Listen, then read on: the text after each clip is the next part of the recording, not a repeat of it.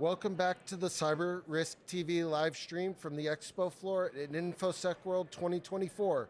We're excited to be here celebrating the 30th anniversary of InfoSec World. I am still your host, Dr. Dustin Sachs, and today I'm proud to be joined by John DelMauro, who is the Executive Vice President, CRA Events at Cyber Risk Alliance.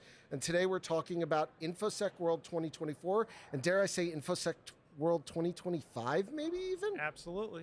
And for those who don't know, John is, I guess, what we would call the Wizard of Oz, the man behind the curtain, making all of this happen here today. John, so great to have you here. Yeah, thanks, Dustin. Thanks for having me. How, we're coming towards the end of the second day of the conference. What's been your perception of the conference so far?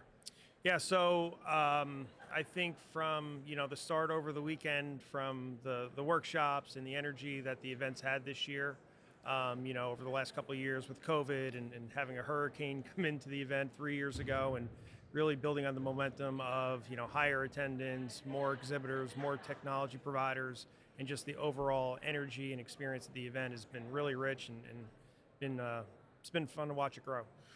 Which of the sessions, which of the keynote sessions, things that you've seen have been the ones that have been the most, stand out at most in your mind? Yeah, so last night's session on AI was probably the coolest content we've had all week. It's not necessarily endemic to InfoSec World, but to all of our lives every day and what's to come. And I just thought that was probably the most, future-looking content that we had, and the feedback on that session was just awesome. Yeah, I mean, having Kass, who was the go-to-market at OpenAI, who, for anybody watching, literally is the reason why ChatGPT is in the world. I mean, to hear him give his perspective, I mean, who better to talk about where we're headed with AI in our daily lives and even the dangers of it than somebody like Kass. Yeah, no, I mean, that's why we brought him into the show. I think at any of these industry events, you want something a little bit different than just practitioners talking about, day-to-day threats or breaches and things like that. And our goal is to continue to elevate the content, have something for everybody, think a little bit differently about your day-to-day and what's to come. And I think Zach was, checked all those boxes yesterday. So I definitely, for me, this year has been really interesting because last year I came as an attendee. This year I'm obviously on the staff.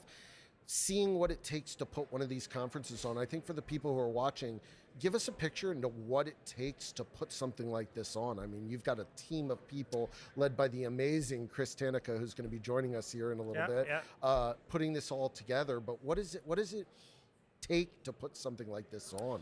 I mean, just like any business, it takes a team. An army of people. We start planning probably as soon as we shut this down and close everything up, and we start planning for next year. So it's really a 12-month process to start thinking about what worked, what didn't work. How do we look to create richer environments, activations, different content, better content, making sure that the content's aligned with the audience needs, getting their feedback, and really thinking about what their needs are to start building and thinking about next year, literally in the next couple of weeks. So one of the questions that I've been asking a number of our colleagues over the last couple hours today has been, we're obviously most organizations are moving into the budgeting process for 2025. They're thinking about where they're going to allocate resources for and money for, sponsorships or for conference attendees for their staff. What would you say to those teams as to why they should choose this over, the myriad of other conferences that are out there that they could attend? Yeah, I mean, I think our one big differential is this event is built for them. It's built really from an educational point of view and networking point of view. And this size event and scale event allows you to really get deep into the content, spend time with the practitioners, engage with everybody on the floor, and really be part of the event.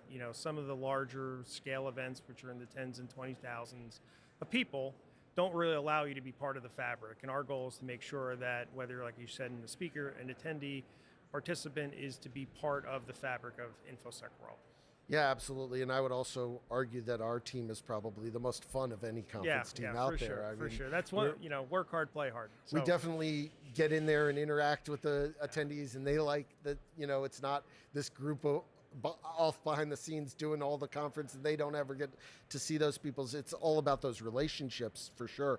What are you looking forward to most? As we come to the second half of the main conference, and then into some of the activities we've got for Thursday and Friday for some of the workshops. yeah, so I mean, I think even before I go there, like everything that we've planned in advance of the show, so the workshops that kicked off the event on Absolutely, Saturday and Sunday, the introduction of the CISO track this year.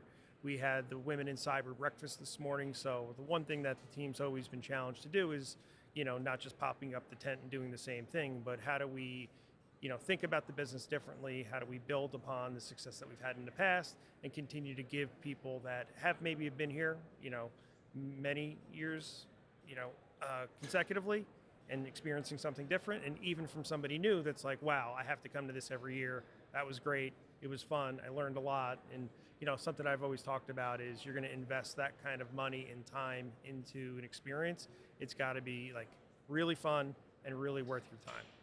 Absolutely. So, as we look to 2025, obviously, I know the dates are shifting a bit, and actually, it's going to make it, I think, really even a more attractive trip for people, and to make it really a family affair almost. Because of when we're doing it next year. Share with us kind of what are the initial plans for next year? How can people start to get involved? Yeah, I mean, one of the challenges in this business is that, you have to book these venues and space, years in advance, and to get this kind of, quality of a venue, quality of space, amount of space, and making sure that everything works as a cohesive, unit and team from the content and experience and exhibits and all that. And so, what we've tried to do is look at the competitive calendar. You've got some pretty large shows in the industry, Black Hat being in August, and our goal was to kind of give the industry a little space from that to this, and put the event towards the end of October, out of September, which gives everybody a little bit more time to plan, and I think we can build upon, what we've done this year, get out of hurricane season. Get into the cooler weather. Get into the cooler weather, and I think Disney is such an incredible opportunity for, to your point, Dustin, of bringing your family, spending some time on the front end or the back end of the program, and making it a full experience for you both educationally and your family as a. I mean, and especially doing it the week of Halloween with all of the activities and the energy that's going to be here already. You add that with the energy that we naturally get from this conference, and I think it's going to be an electric. Yeah, no, electric event. I agree. So for those people, those organizations that are sitting there thinking like, okay, I want to get involved for next year, what are the things that they can be doing? How can they get? Yeah, I mean, coming and talking to the team, right? I mean, all feedback is incredibly valuable, right? Positive, negative, whether it's, food and beverage, to the room was too warm or too cold, or whatever it may have been, and getting that feedback to us so we can start planning. I think people that are interested in speaking and coming to me or Chris Tanaka, who you're going to talk to in a little bit, and understanding our pre-planning goals from a content area, subject matter, any subject matter experts that have best practices, have case studies that can bring to us, they'll all get evaluated to, as we start building the program for next year. And then, certainly from a technology provider point of view, if any kind of activation, any kind of stand, anything you want to do, like we are completely open to any idea to participate in whether it's different, whether it's traditional, whatever it may be. Is just come talk to the team, and would love to talk to guys and folks about how we can make their experience better, richer, and stronger. I will say, I think the bar has been set this year. I saw one of the stands had cappuccino mocha smoothies that were amazing. So, that was a level I hadn't seen at a conference before, and it was pretty impressive to see. So. Yeah. Versus some of our shows in Vegas may have some different kind of experiences, but yeah, I mean, I think the vendors and the customers do a great job in trying to create different ways to bring prospects and folks into their booth to and talk to them. I think what's great about the expo floor here, which we're in right now, is it's not threatening. It's not vultures. It's not none of the vendors are trying to grab you. It's like they're letting you come to them, and I think that's a testament to the community we've built at CRA, the community that we've built at ISW and some of the other events. We're coming to the end. Share a little bit maybe about some of the other events that you are in charge of for the year. Yeah, sure. So I'll just on that point, I've always encouraged everybody to be part of the entire event. So don't just stand in your booth and sit there and wait for people to come there. Go to sessions, network in the hallways, network at the receptions. Don't have this buyer seller like I'm the salesperson. I need to talk to you. To your point, and I think that's been really key on how you get the most out of your investment here. Is being a peer and not trying to sell people all the time. And I've had many customers over the years that have gotten more value in sitting next to somebody in a session, in a hallway, being collaborative, being engaging, and then bringing them back into here and talking about their products or software they're offering. So that's been a big best practice that I've tried to instill in customers over the years. Yeah, so InfoSec World obviously isn't the only thing that you're in charge of. What are some of the other events that people may or may not be aware that your team is involved with? Yeah, so we produce a number of events annually. Probably our largest asset and event is Identiverse, which takes place annually in June. It'll attract over 3,500 participants next year. It's the #1 IAM event in the industry. Same kind of thing as here from an experience, activation, educational. Like I said, it's in Las Vegas, so a little bit of a different vibe than Disney per se, but I think the same values of making sure that we deliver the most important event for the industry at that time. And reminder, that's June of next year, so book your babysitters now because definitely want to bring your spouses if you can. Less of a family affair. Less of a family affair there, probably.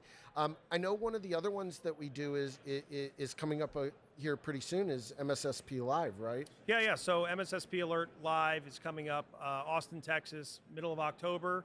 Have over 500 participants down in Austin, another great town.